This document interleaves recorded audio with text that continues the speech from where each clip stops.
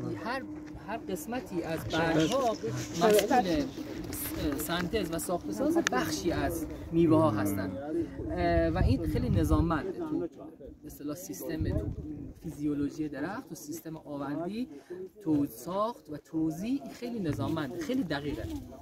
بنابراین اینو هم بهش توجه بکنید. اگر شما بخشی از برگ رو از دست دادید ممکنه یه بخشی مثلا بخوره از میوه ها. تو درخت پسته هنوز دقیقاً مشخص نیست کدام برگ مسئول کدام قسمت هست. یعنی اگر این تو اروپا ما پسته داشتیم الان مشخص شد.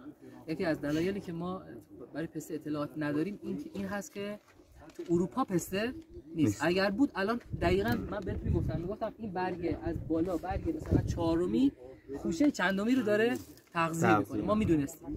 ولی خب متاسفانه تو مناطقی پسته هست که دیگه به این ریز به این نمیپردازن و خب دیگه حالا بیشتر روی سخت عوامل خیلی ماکروتر مثلا کار شاخی که الان برگ نداره مثلا این برگ میتونه اینو پر کنه.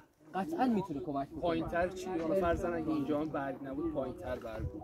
ببینید این میکشه، یعنی میوه یک به اصطلاح بهش میگن یک سینک قویه، عناصر رو میکشه ولی از جاهای خاصی تغذیه میشه که ما دانشمون در موردش کمه. از صبح با هم بودیم، کنار هم بودیم، صحبت کردیم.